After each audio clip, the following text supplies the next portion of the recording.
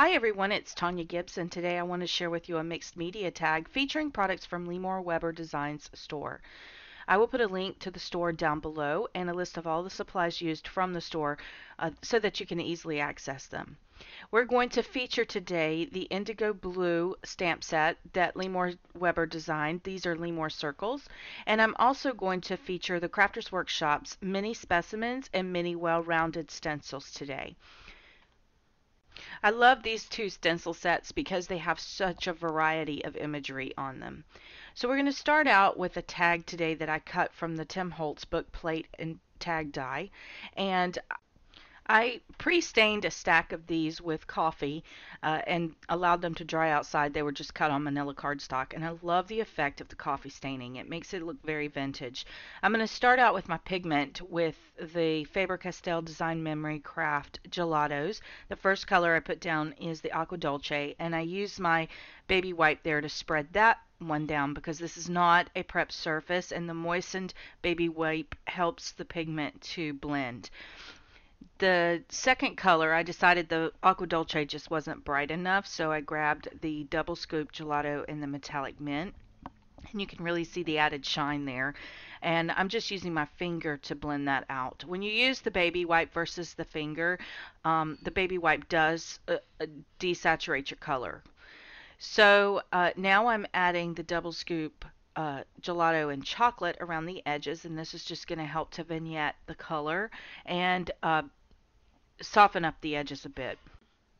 I'm going to start building out my background imagery now using the Crafters Workshop mini specimen stencil. I'm going to apply a little bit of black acrylic paint to the work surface there, and using a cosmetic sponge I am going to apply the pigment to my background. By using this cosmetic sponge, I'm going to get a smooth application of the pigment, and the stenciling is going to look very professional, almost as if it was stamped onto the tag. Notice that I'm lifting the stencil to check to see if I got a complete coverage. I am keeping one side firmly in place so that I can easily place my stencil back over my image if I need to apply more ink or more paint, excuse me. So I love the way this looks. I'm going to create this visual line down the right side of my tag with the butterflies. Now I'm using some crackle textural paste. This is in gold, so it's going to add a little bit of shimmer to the tag and also some texture. The stencil that I'm using is the Crafters Workshop Mini Well-Rounded, and I love the stencil. Like, I use it a lot because of all of the different imagery that you see there on the stencil. I just felt like whenever I purchased it, I got a lot for the value. So I am applying it here and there, rotating my stencil around so that I make sure that my edges have a really nice texture to them. Now, notice I'm trying to avoid the center of the tag with the exception of that one section where the butterflies are. The reason is because I'm going to put embellishments on this tag, so there's no need to add all of this product to that area because it will be hidden. At this point, I have no idea what direction I'm going to go with my design, but I do know that I typically add lots of embellishments there towards the center. You do want to make sure that you clean up your tools really well before leaving the stencil because the crackle paste will indeed ruin the stencil. So just take a baby wipe and wipe the area really well. Now I'm taking the Ranger Archival ink and coffee and another cosmetic sponge, and on the mini specimen stencil I am going to use the circles now to add another bit of texture to my background. This is really going to place a little bit of visual interest there in your negative spaces so it doesn't look so blank and plain. Remember that backgrounds should stay in the background, but I do like the overall shape of this circle imagery here.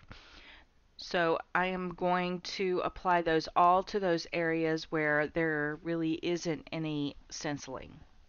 I love the contrast of the black butterflies up against the neutral tones of the blues and the browns. It really helps for them to pop. So I'm going to try and avoid using any other black elements on my tag that will compete with those butterflies. Now I'm using that same ink pad and just rubbing it around the edges. This is going to darken the edge and give your eye a boundary so that it knows to go back in towards the center of the tag. So one of my go-to stamp sets from the new IndigoBlu Limor Weber Designs releases is the circles, the Limor circles. I absolutely love them. And this is the circle that has a lot of text in the center of the circle. I noticed that they do match up with the size of the mini specimen circles that I stenciled onto the tag.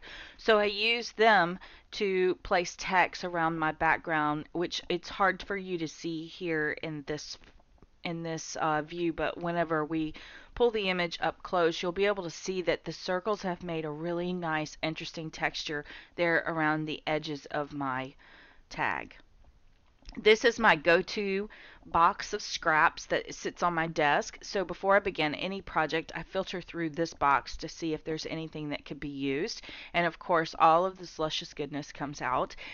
I do have to confess that I typically am lazy when cleaning my desk and just throw things in the bucket. So it's a forever growing animal.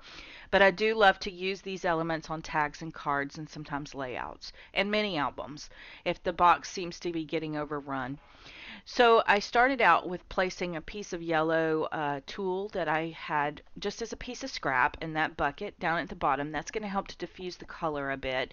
And then I'm flanking Prima lace on the side.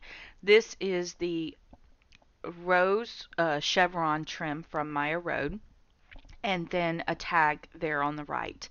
The little black piece that's going there in the center is cut from the Tim Holtz book plate die. And the flowers are all from Prima. Again, I will link up the supplies down below. The butterfly, I am not sure where he came from because he was just in that bucket, and I believe he was gifted to me. So I'm going to start building out my layers, and to make all of my flowers look like they belong together, I sprayed them with a little bit of Lindy Stamp Gang. This is the Tainted Love Teal, and now I am going to apply a couple of other little embellishments, like you'll see at the bottom the Scrabble piece. That's just from a garage sale. I robbed a Scrabble game, and that is one of Tim Holtz's philosophy tags that I've used one of his new loopy pins on to attach to the edge of the tag. I love to have things dangle on my tags. And now I'm just going to take that Tainted Love Teal and spritz it around the base of those flowers and let it drip a little bit. I've also added my bow up at the top and tied it off. I didn't like the way it was tied, so I decided to turn the tails the other direction so that they wouldn't compete with my stenciling. I noticed as I was putting this video together that one of the videos did not record, so that's why you're missing a lot of these details, but the only thing you really missed was me gluing the elements down. You saw how I placed them down around the tag. So once the tails are all, or the bow is all tied perfectly, and I'm going to fuss with it a little bit because it is organza, so it does slip and slide a little bit. I'm going to pull those tails up towards the top of the tag so that they're instead of the tails hanging down, they're moving up. And then I'm going to fold it over and cut it in to create that nice fishtail look on the edge of the tail. I only cut the one side because the other side had already been cut. Now I'm going to apply a little spot of hot glue there at the base of the knot. That's going to keep it from coming untied. Also note, one thing you didn't see was I added one of the We Are Memory Keepers large eyelets to the hole there at the top. And now I'm coming back with my Stampers Big Brush Artist Pen in the Nougat. This is a Faber-Castell Pitt pen. And I'm just tracing around the edge of that tag so it has the same look as the big tag that it sits on. And it just gives it a nice finished look. So now this is our tag. Thank you so much for hanging out with me during this process video. Please do not forget that we have the supplies listed up at the top or in the description box below. There's also a blog post that accompanies this video, so I'll be sure to link that up as well. The supplies are available at limorweberdesigns.com, and I will put a link to that down below as well as a list of things that we used. Here are some close-up photos. Aren't they gorgeous? You can see more detailed photos too over on the blog. Thank you so much for hanging out with me today. If you did enjoy this, please make sure you leave me a comment and give me a thumbs up. Thanks a lot.